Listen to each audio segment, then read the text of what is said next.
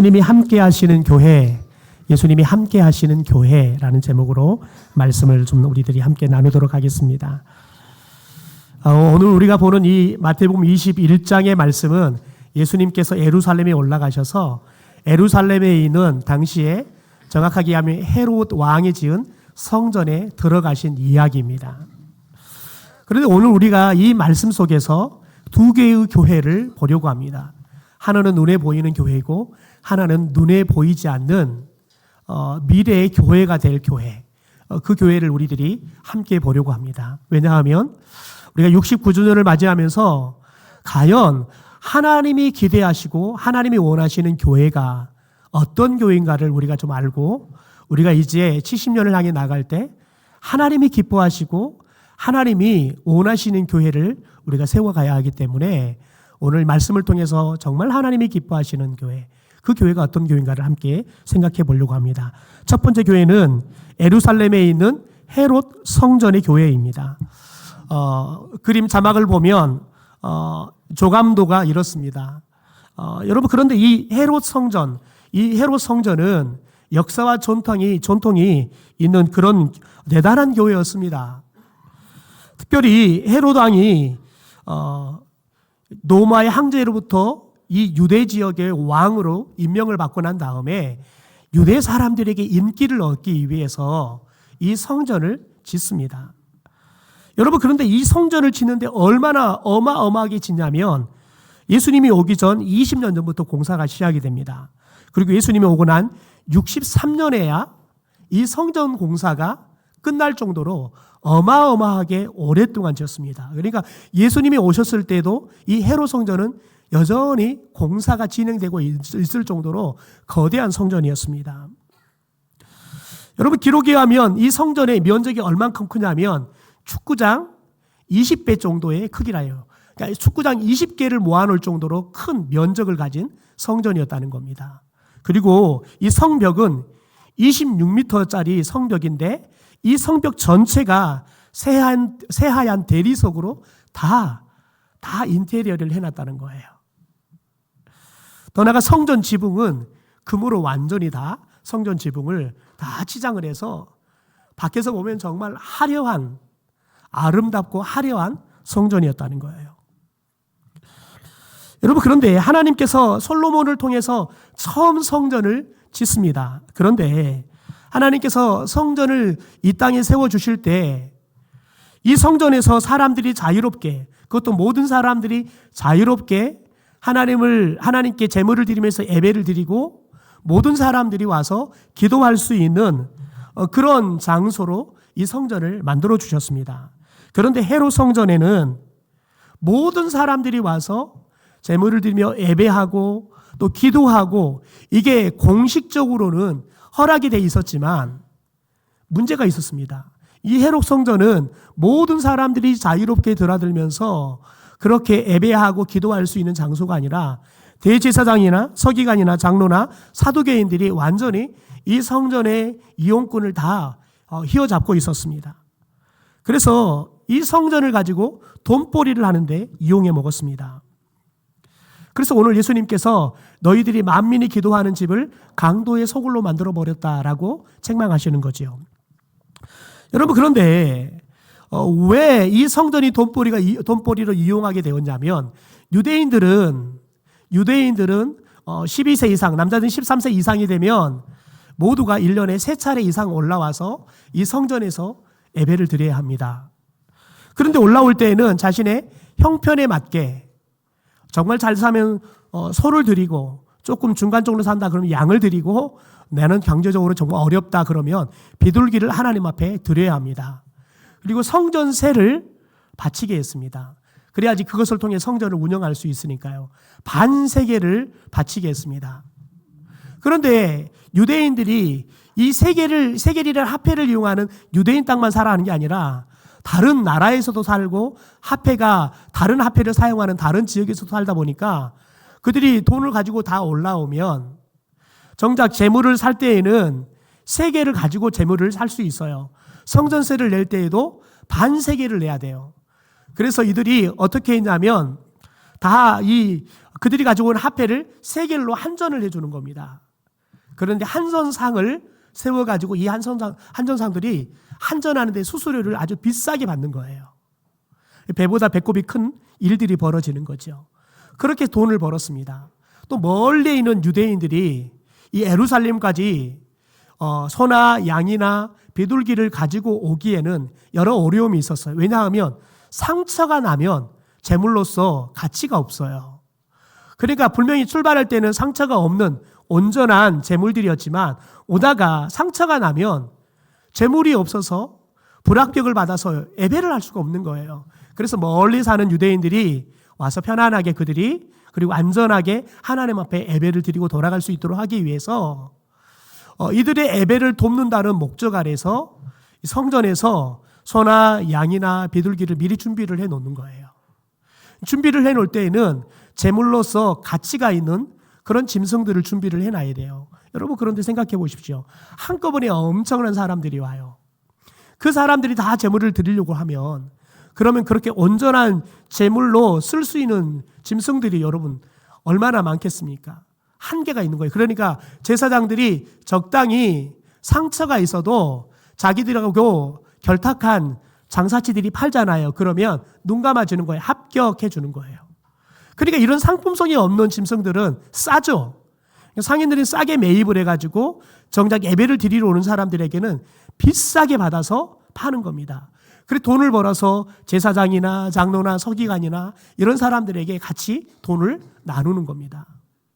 그러니 생각해 보십시오. 예배를 드리러 왔던 사람들이 그냥 이 정도면 예배를 드릴 수 있을 거라고 돈을 가지고 왔는데 너무 비싸게 받는 거예요. 그래서 어떤 사람들은 정작 재물을 살 돈이 없어서 돈이 부족해서 예배를 드리지 못하고 다시 돌아가는 일도 아마 있었을 겁니다.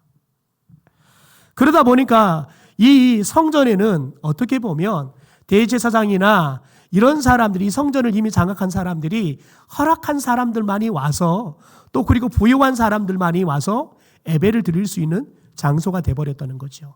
만민이 와서 예배하는 곳이 아니라 극소수의 사람들이 예배할 수 있고 또 많은 사람들이 예배를 하지만 예배를 드리기 전에 이미 마음이 상하고 아픈 마음을 가지고 예배를 해야 돼요. 그러니 온전한 예배를 드릴 수 있겠습니까? 그래서 여러분 헤롯 성전에는 이런 자신의 눈이 멀어서 이 성전조차도 자신의 돈을 벌기 위해서 혈안이 되어 있는 제사장이나 장로들이나 서기관이나 사두개인 이런 사람들이 가득했습니다. 그리고 부자들이 가득했습니다. 그리고 소나 양이나 비둘기나 한전을 해주는 이런 상인들이 가득했습니다. 여러분 그런데 두 번째 교회가 등장합니다.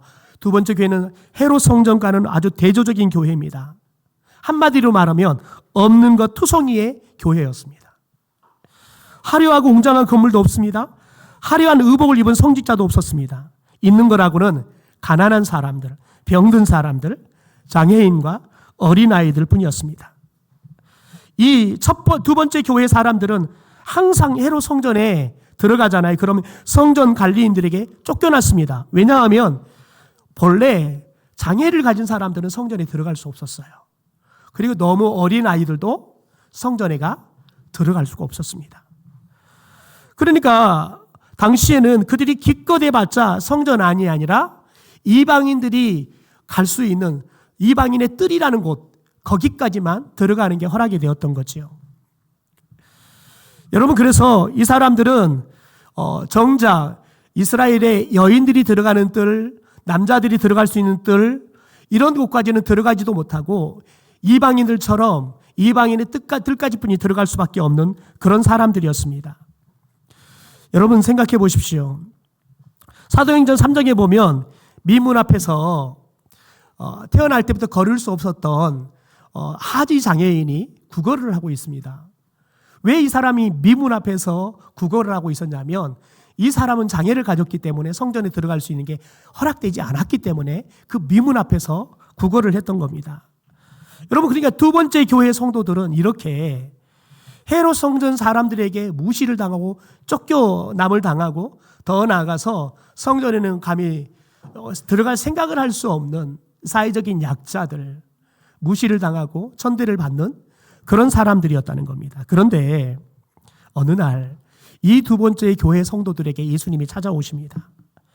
예수님께서 그들의 아픔을 아시는 거예요. 그들이 성전에 들어갈 수 없는 이유를 아시는 거지요. 그래서 그들의 아픔을 치료해 주시고 그들도 성전에 들어갈 수 있도록 예수님께서 만드시게 오신 거지요.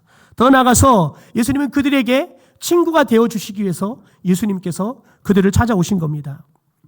여러분, 예수님께서 예루살렘에 올라올 때 사람들이 한 번도 타보지 않는 나귀 새끼를 타고 예루살렘에 입성합니다. 여러분 생각해 보십시오. 말을 타고 입성한다 그러면 그럴싸하게 폼이 났을 겁니다. 그런데 나귀 새끼를 어른이 여러분 33살에 여러분 어른이 타고 온다고 생각해 보십시오. 얼마나 여러분 폼이 안 나요. 사람들이 불안할 거예요. 아이고, 저 나귀 새끼가 처음 사람을 태워보니 얼마나 다리가 후들후들 하겠어요. 나귀 새끼가 제대로 걷기나 했겠어요. 예수님께서는 예루살렘에 올라오는데 그렇게 폼나지 않는 모습으로 예루살렘을 입성해요. 그런데 놀라운 것은 이 두 번째 교회의 성도들이던 어린아이들, 장애를 가진 사람들, 이런 사람들이 다 예루살렘 거리 나와서 예수님이 가는 거리에 가는 곳에 자기들이 한 벌뿐이 없는 옷들을 벗어서 그 길 위에 까는 거예요. 그리고 예수님께서 그 카페트를 걸어서 가듯이 그렇게 예수님께서 자신들의 옷을 밟고 예루살렘 성전으로 들어갈 수 있도록 그렇게 길들을 내는 거죠. 그리고 종려나무 가지를 꺾어서 예수님을 환영하는 거예요. 그리고는 예수님을 노래하는 겁니다. 다윗의 자손이여 호산나 호산나. 호산나란 말은 우리를 구원하소서라는 말이에요. 예수님을 그렇게 찬송하는 겁니다. 여러분, 그런데 이렇게 예수님을 환영하면서 예수님을 따라서 성전으로 막 들어가는 겁니다. 여러분, 그런데 예수님과 함께 성전으로 밀고 들어갔을 때 여러분, 그들은 놀라운 일들을 목도하게 됩니다. 한편으로는 놀랍고 한편으로는 속이 시원했을 겁니다. 왜냐하면 예수님께서 예루살렘 성전, 헤롯 성전에 들어가시더니 그곳에 있는 양을 파고 소를 팔고 비둘기를 팔고 한전을 하는 그 상인들에게 책망하시면서 그들의 상을 뒤엎고 앉아서 한전하는 의자를 그냥 뒤엎어버린 일들을 하는 거예요. 그리고 그들을 성전에서 다 쫓아내시는 겁니다.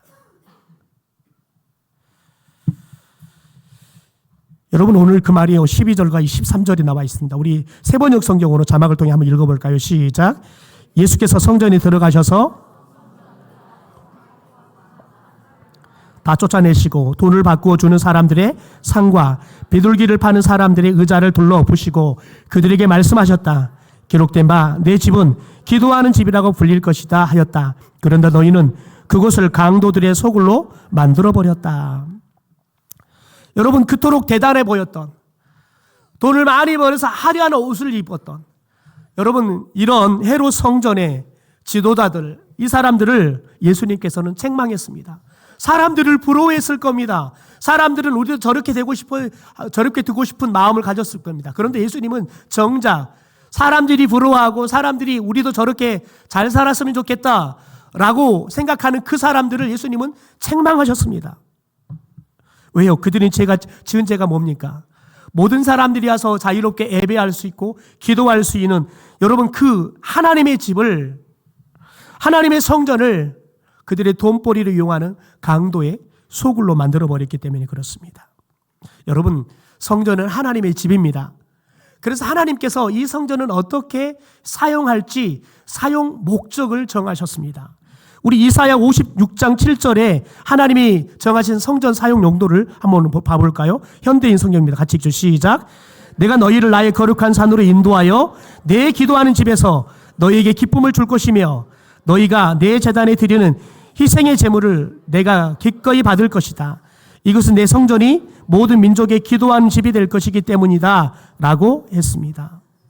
여러분 보십시오. 첫째는 기도하는 집이다. 둘째는 희생 제물을 하나님께 드리며 예배하는 집이라는 거예요.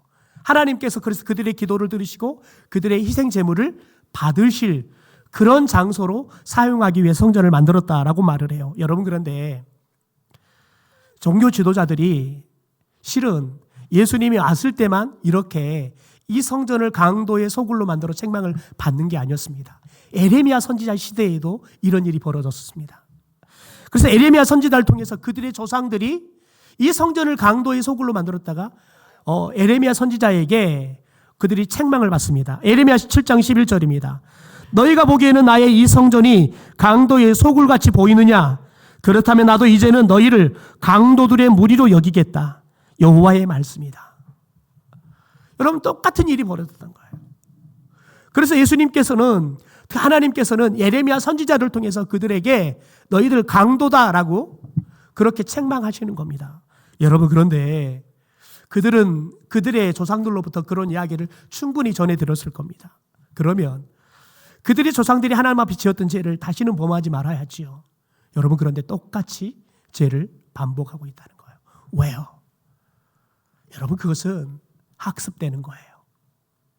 왜요? 그때의 조상들의 마음이나 지금 이 시대를 살고 있는 사람들의 마음이 똑같아요.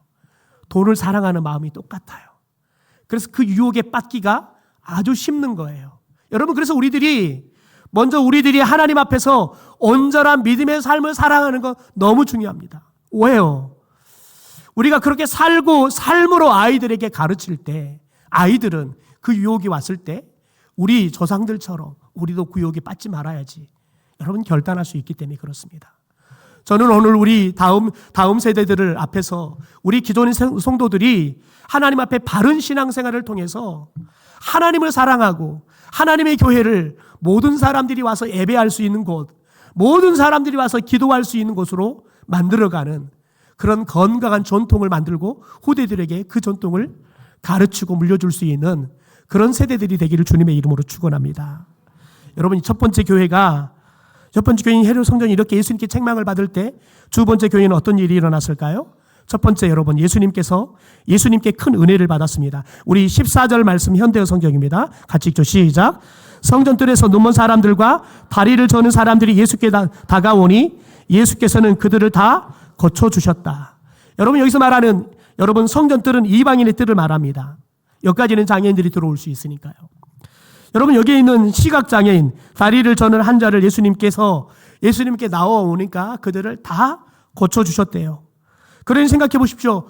눈이 멀어서 한 번도 볼 수 없었던 사람들이 예수님이 고쳐주니까 그들이 처음 본 것이 여러분 헤롯 성전이 그 아름다운 모습이 아니라 그들 앞에서 인자한 모습으로 그들을 바라보고 계시는 예수님을 볼 수 있었던 거지요. 여러분, 다리를 절어서 여러분 고통받던 이들이 치료를 받으니까 이제는 달려서 예수님께 안겨서 기쁨으로 예수님을 노래할 수 있게 된 겁니다. 여러분, 이들은 더 이상 고통받는 장애와 아픔으로부터 완전히 자유케 되었습니다. 더 이상 장애인들은 갈 수 없었던 이스라엘 여인들의 뜰, 더 나아간 남성들의 뜰, 여러분 거기까지 들어가서 하나님 앞에 더 가까이 나아갈 수 있는 길이 열린 겁니다. 여러분, 그런데 이 모습을 보고 있던 아이들이 어떻게 합니까? 신이 났어요. 그리고는 기뻐 뛰면서 여러분 예루살렘에 예수님이 입성할 때 노래했던 것처럼 똑같은 노래를 부르는 겁니다. 15절 보면 이렇게 말합니다. 또 성전뜰에서 다윗의 자손이여 호산나 하고 외치는 아이들을 보고 라는 말이 나옵니다. 어린 아이들이 막 기뻐 뛰면서 예수님이 큰 은혜를 베풀어주고 병자들이 낫고 그들이 기뻐하고 막 여러분 그들이 눈물 흘리고 그런 모습을 보면서 너무 신이 난 거예요. 기쁜 거예요. 여러분, 그러니까 그들이 뭐래요? 예수님을 찬송하더라는 거예요. 여러분, 찬송을 인도한 사람도 없습니다. 그러나 두 번째 성도들은 어린아이든 치유함을 받은 사람이든 여러분 예수님을 기뻐 뛰며 찬송하고 있는 겁니다. 왜요? 예수님께 주시는 은혜와 기쁨을 받았기 때문입니다.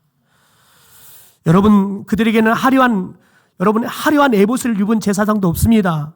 그들에게는 그러나 여러분 진정한 대제사장이 되신 예수님이 계시기 때문에 그들이 주님을 노래할 수 있는 거지요. 두 번째 교회는 예수님이 함께하는 교회였습니다. 여러분, 두 번째 교회의 성도들이 어린아이들이 치료받은 사람들이 기뻐 뛰며 춤을 추며 예수님을 찬양하니까요. 헤롯 성전의 사람들이 어떻게 합니까? 분노하면서 예수님께 다집니다. 그러니 예수님이 그렇게 말합니다. 야, 너희들 시편 8편에서 주께서는 어린아이들과 젖먹이들의 입에서 찬양이 나오게 하셨다 하신 말씀을 너희들이 읽어본 적 없냐? 책망하시는 겁니다. 이 일이 누가 하신 일이라는 거예요? 예, 주님께서 하신 일이라는 거예요. 여러분, 우리 아이들이 우리가 찬송을 가르친다고 할 수 있는 게 아니에요. 주님께서 우리 아이들에게 은혜를 베풀어 주실 때, 우리 아이들에게 기쁨을 주실 때 우리 아이들이 주님을 찬송하게 될 줄 믿습니다. 여러분, 지금 두 번째 교회의 주역은 누구입니까? 어린 아이들입니다. 예수님께 은혜를 받은 여러분 그런 장애를 가졌던 병을 가졌던 사람들입니다. 다시 말해서 여러분, 누가 교회의 진짜 주인이 될 수 있습니까? 누가 교회에 진짜 예수님이 기뻐하는 교회를 만들 수 있는 사람이 됩니까? 예수님께 큰 은혜를 받은 사람들. 여러분, 그 사람들이 예수님이 기뻐하는 교회를 만들 줄 믿습니다. 예수님께서 함께하는 사람들, 그 사람들이 예수님이 기뻐하는 교회를 만들 줄 믿습니다. 여러분, 어린 아이들이 예수님을 따라요. 예수님이 기적을 베풀어 주고 그들이 기쁨을 주니까요. 은혜를 베풀어 주니까요. 여러분, 그들이 예수님을 떠나지 않고 예수님과 함께하면서 그들이 예수님을 찬양하는 거예요. 여러분, 병들었던 사람들, 장애를 가졌던 사람들이 예수님의 큰 은혜를 경험하니까요. 예수님을 찬양하고 예수님께 나와요. 그리고 예수님과 함께하는 거예요. 더 나아가 여러분, 오늘 17절에 보면 또 다른 두 번째 교회 성도들이 등장합니다. 17절에 예수님께서 그들을 떠나 성 밖으로 베다니에 가서 거기 유한이라 라고 말합니다.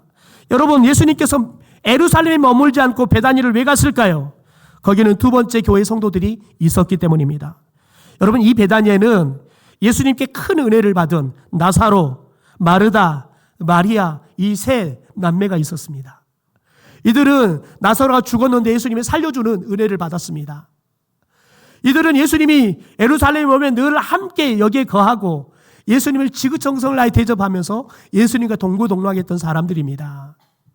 더 나아가 여러분, 이 베다니에는 나병 환자에 있던 시몬이 예수님께서 나병을 치료해 주셔서 자신의 집을 예수님을 위해 잔치를 벌려주는 그런 집으로 제공하고 예수님을 섬겼던 여러분, 이 시몬이 살고 있는 곳입니다. 다시 말해서 이 베다니는 예수님의 큰 은혜를 받아서 그들이 삶의 문제를 해결하고 예수님 앞에 기뻐하면서 늘 예수님의 말씀을 듣기를 원하고 예수님을 늘 대접하기 원하는 그런 두 번째 교회 성도들이 있었다는 거예요. 여러분, 이 사람들이 사도행전 2장에 120명의 문도들이 되는 초대교회가 만들어지는 성도들이 되는 겁니다.